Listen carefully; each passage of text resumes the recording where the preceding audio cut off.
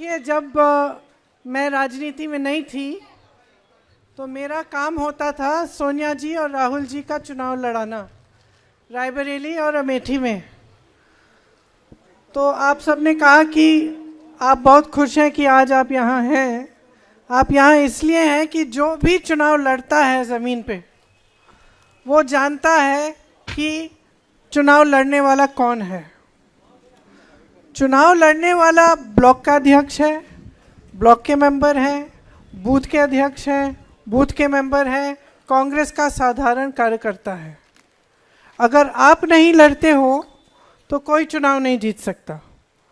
मैंने अपना अनुभव खुद देखा है कि किस तरह से अगर संगठन मजबूत होता है, संगठन के जो कार्यकर्ता हैं उनमें जोश होता है तो किसी भी परिस्थिति में चुनाव जीता जा सकता है। जब मैं पहले सोनिया जी का चुनाव लड़ने गई तो उस समय भाजपा की सरकार प्रदेश में भी थी, केंद्र में भी थी और बहुत कठिन परिस्थितियों में हम चुनाव लड़े। उस समय ब्लॉक की कमेटियां भी नहीं थी।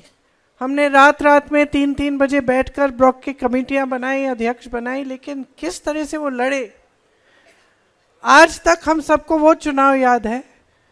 क्योंकि मुश्किल से मुश्किल समय में हमारे कार्यकर्ता हमारे लिए खड़े रहे, हमारे कार्यकर्ता हमारे लिए लड़े और उन्होंने दिखा दिया कि चुनाव हिम्मत से जीता जा सकता है।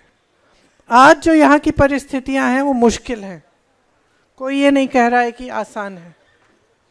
आप खड़े हो, आप यहाँ हो, यही बहुत बड़ी बात है कि जैसे आपने कहा, आपका नाम क्या है? जैसे आपने कहा कि आपको बहुत मुश्किल परिस्थितियों में लड़ना पड़ रहा है, दबाव है, प्रशासन है, बड़े बड़े नेताओं पे भी प्रशासन का दबाव होता है, अलग तरह के दबाव होते हैं, लेकिन आप पे एकदम वहाँ पे अपने गांव में, अपने ब्लॉक में प्रशासन का दबाव आता है, डराया जाता है, धमकाया जाता है, लेकिन आप खड़े रहते हो। तो सबसे पहले मैं ये कहना चाहती हूँ कि आपको अपने आप में गर्व होना चाहिए। आज अगर कांग्रेस पार्टी इस देश में खड़ी है तो वो आप जैसे लोगों के बल पे खड़ी है, जिन्होंने अपनी पार्टी के प्रति समर्पण और आस्था दिखाई और जो आज भी लड़ रहे हैं। तो आज इस चुनाव में हमारे सबसे बड़े योद्धा कौन है? आप हैं। कहीं ना कहीं असम के हर नागरिक, हर व्यक्ति के दिल में ये बात है कि हमें वो असम चाहिए। उस असम के लिए दर्द है जो उनके आंखों के सामने खोया जा रहा है। कौन सा असम है वो? एक असम जिसमें सब एकता से रहते थे। कौन सा असम है वो? जिसकी एक सभ्यता, एक संस्कृति है, जिसको आपको बचाना है। वो असम है जिसमें आपकी ज़मीन आपकी है, आपके जंगल आपके हैं, आपकी नदियां आपकी हैं। और आज क्या हो रहा है आपके प्रदेश में? लोग चुप हैं लेकिन देख रहे हैं, देख रहे हैं कि भ्रष्टाचार हो रहा है। लोग चुप हैं लेकिन देख रहे हैं कि उनकी ज़मीन बड़े बड़े उद्योगपतियों को दी जा रही है।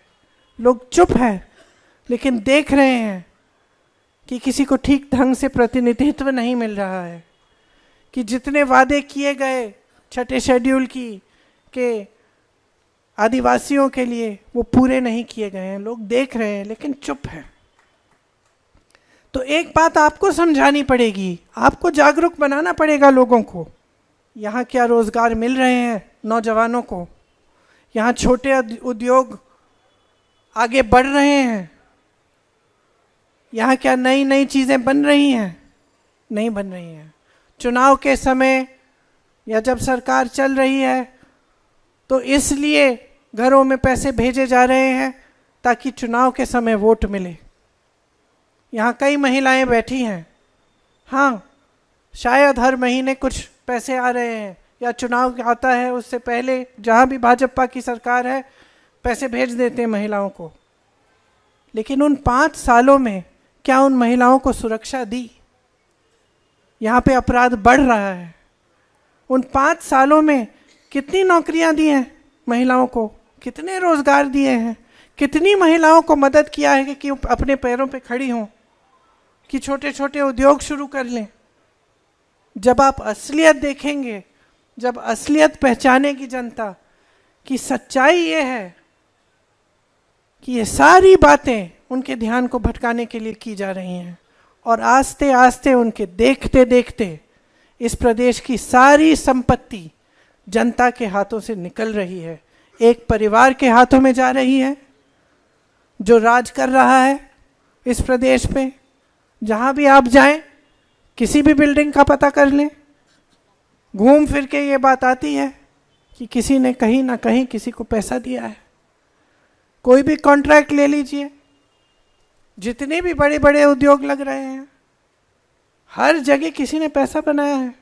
तो किससे लिया जा रहा है ये पैसा? जनता की जेब से जा रहा है। वीके न्यूज, राष्ट्र के नाम।